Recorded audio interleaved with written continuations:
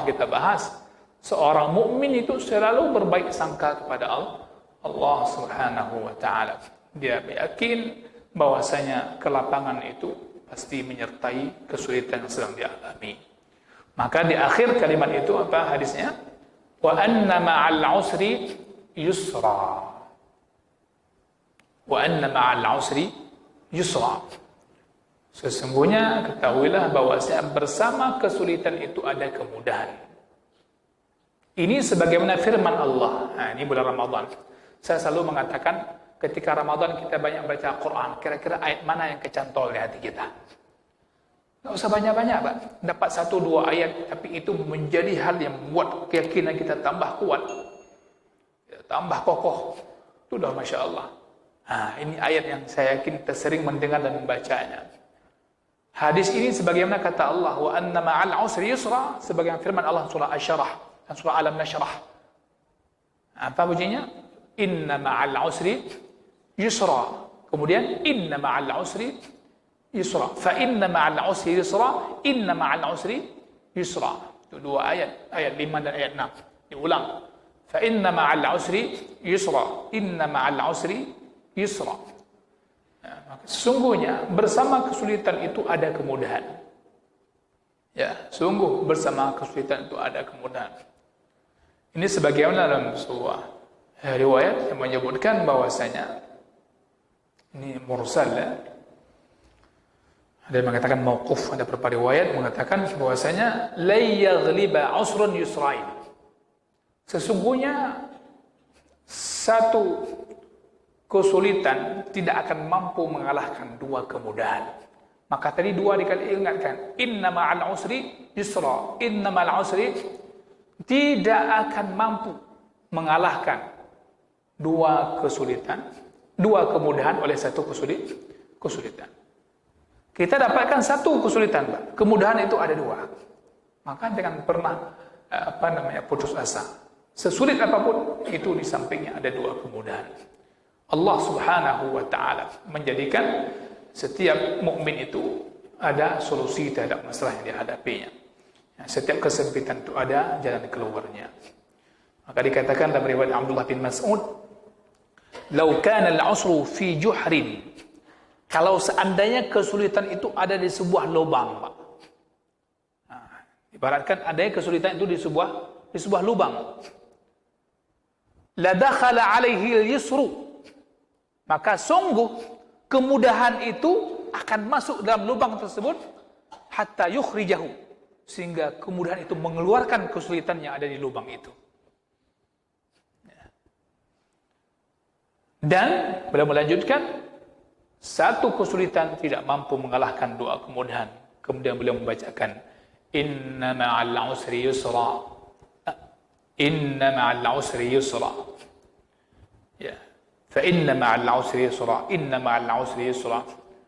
Artinya andaikan ada 1 kesulitan, ketahuilah tetap ada 2 kemudahan di sampingnya dan tidak akan mampu dikalahkan. Andaikan kesulitan itu di 1 lubang, maka akan datang kemudahan setelahnya, akan mengeluarkan kesulitan di lubang tersebut. Hadirin yang berbahagia, Hasan Al-Basri mengatakan, ya, ini disebutkan dalam kitab Tafsir At-Tabari, riwayat mursal. Kharaja an-nabiy sallallahu alaihi wasallam yawman masruran farhan.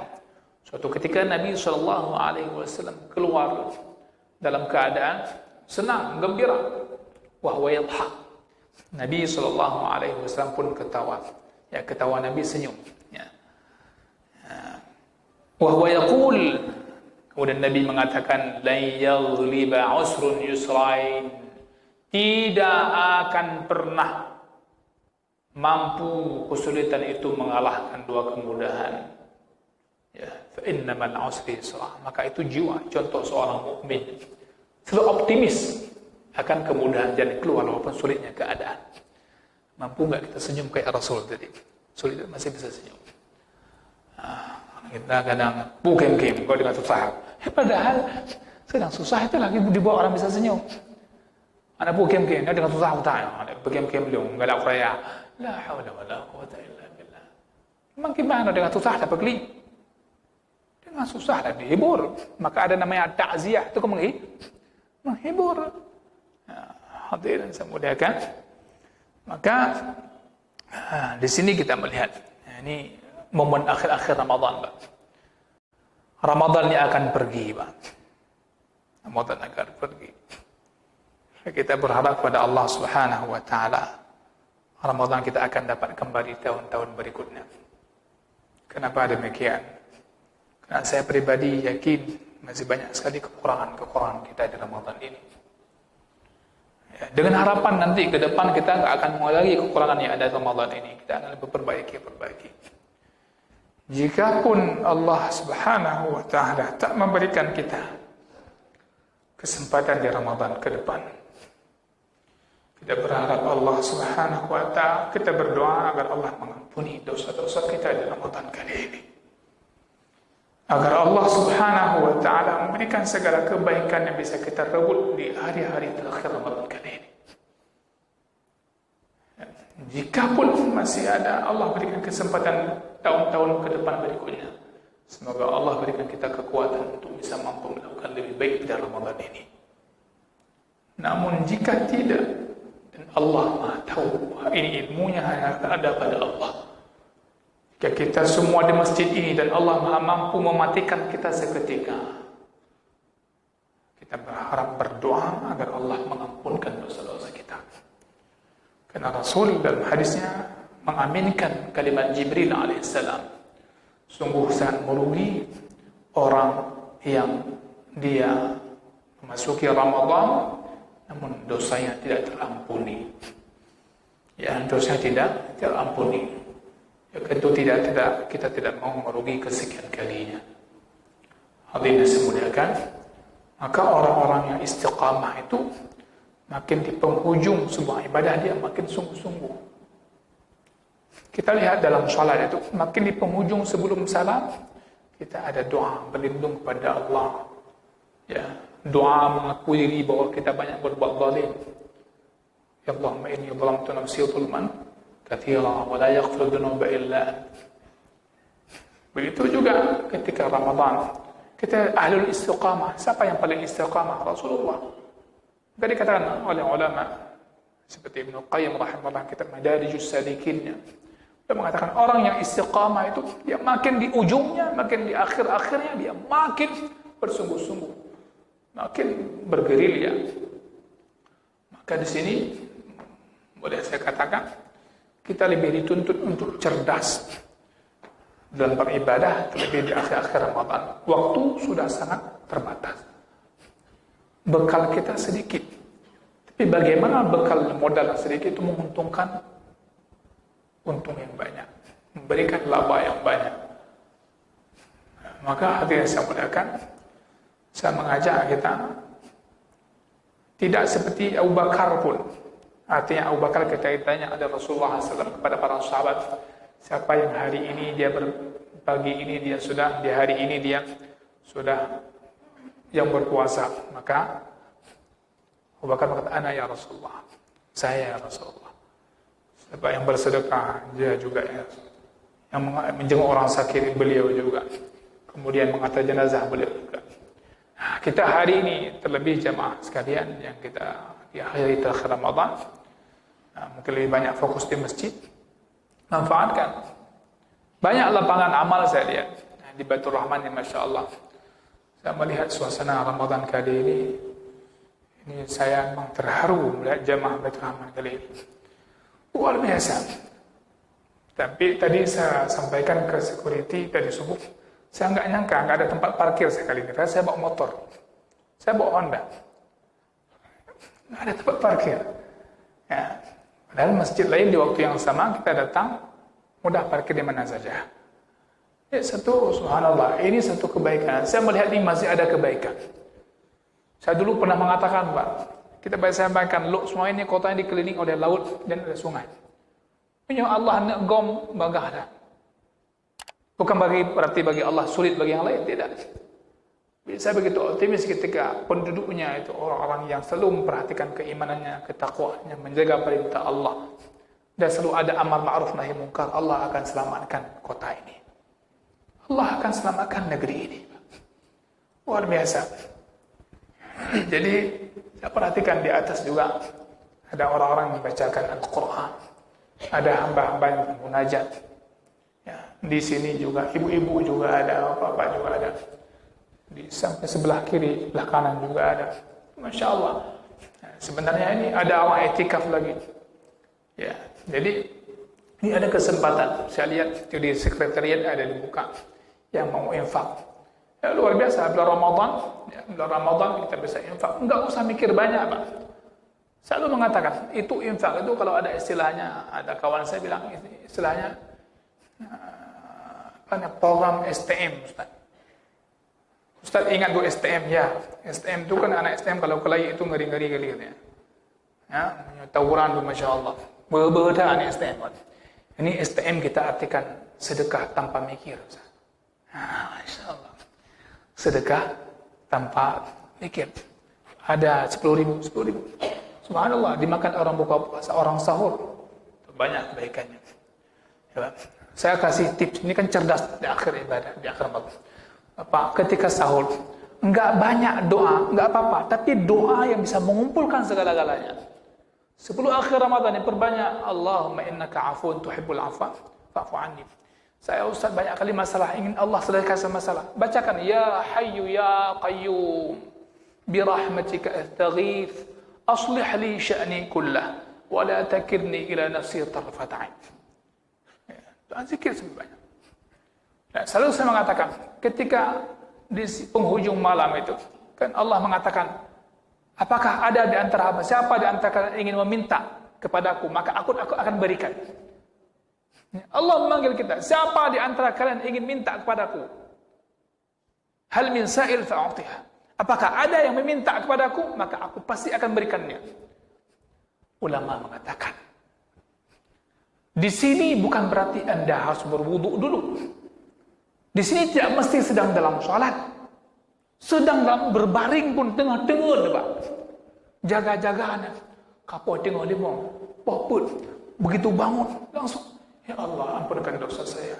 Ya Allah, saya punya hutang. Selesaikan hutang saya. Minta sama Allah. Walaupun sedang berbaring. Dan itu di waktu sahur. Itu kelebihan waktu sahur. Tidak mesti itu bermakna Anda harus sholat, kemudian berdoa kepada Allah, di sujud. Tidak. Karena itu sifatnya umum. Di waktu sahur, apakah ada hamba-Ku yang meminta kepada Allah? Maka dulu sering saya mengatakan, apa salahnya berdoa ketika sedang bawa hendak? Anak tahu kalian kena pakai helm, jino pakai masker. Doa akhirat. Ya Allah, lunyo hamba lawan. Hamba yang lemah dan terhok dan terdepu kiban keadaan lun. Engkau Maha tahu keadaanku ya Allah. Aku banyak masalah, banyak dosa, banyak. Dan engkau mengampuni dosa-dosa. Apa salahnya Bapak pergi ke masjid gitu, sambil berdoa kepada Allah Subhanahu wa taala. Dan wallahi yakinlah, kadang doa-doa itu akan Allah nampakkan. Dan jangan pernah bosan berdoa. Saya mengatakan kisah yang diceritakan oleh Syekh Abdul Malik Al-Qasim, hafizahullah taala, salah seorang ulama yang produktif. Beliau banyak menulis karya Syarah Riyadhus Shalihin, Syarah Al-Arba'in Nawawiyah dan lain-lain sebagainya. Beliau berjumpa dengan seorang dari negeri Yaman, dari orang Yaman di Masjidil Haram. Orang ini mengatakan, aku dulu pernah berdoa kepada Allah Subhanahu wa taala selama 40 tahun. Berapa tahun? 40 tahun. Agar aku mampu membangun sebuah masjid. Luar biasa. Semangatnya berdoa kepada Allah agar Allah berikan kemampuan dia mampu membangun sebuah masjid selama hidupnya. Apa kata beliau ini? Dan ketika itu Allah menampakkan bagiku ada kemudahan untuk membangun masjid, namun tidak ada tempat yang sesuai, yang cocok untuk dibangun. Kemudian Allah Subhanahu wa taala memberikan aku tempat yang cocok. Kadang sedang waktu itu tidak ada kemudahan biayanya.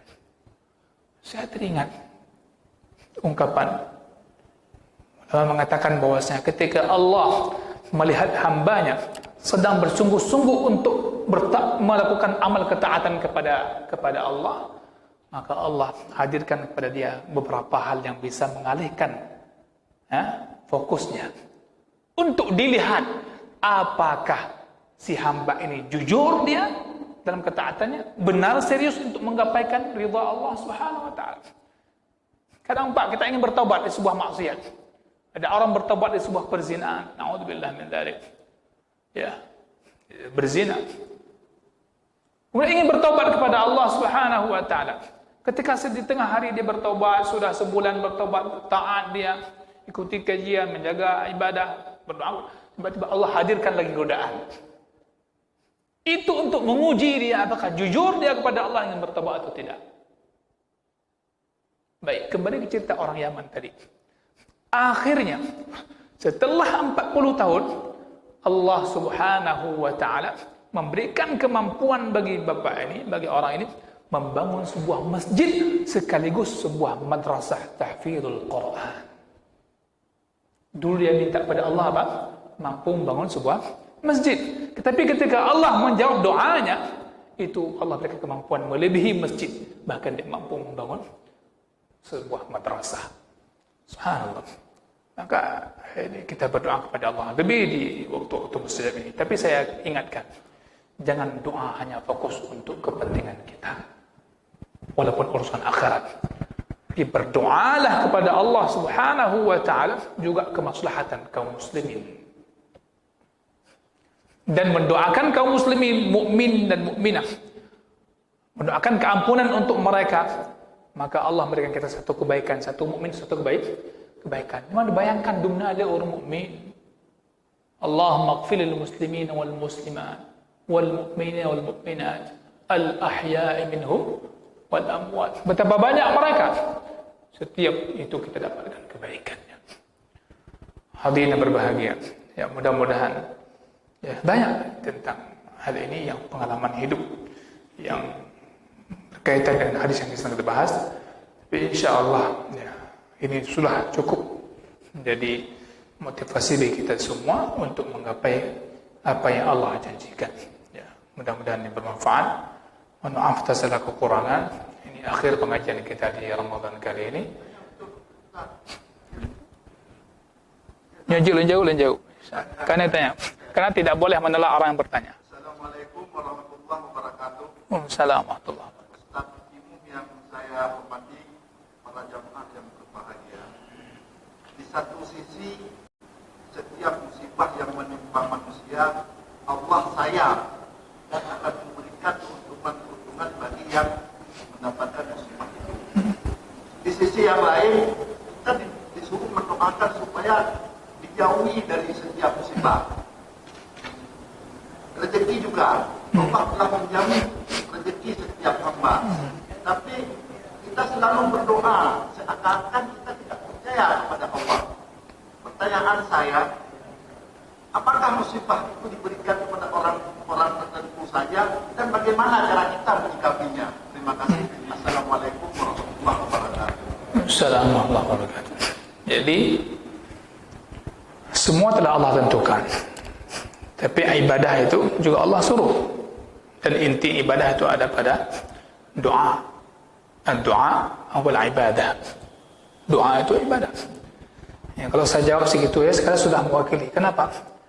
Musibah, segala keadaan, rezeki sudah Allah tentukan. Allah juga wajibkan kita ibadah. Di antara bentuk ibadah adalah berdoa. Yang kedua, musibah itulah di antara jalan Allah hadirkan kebaikan untuk kita. Kalau kita pahami tadi, musibah itu kebaikan di baliknya. Allah berikan kebaikan dari musibah. Ya, memang kadang berat.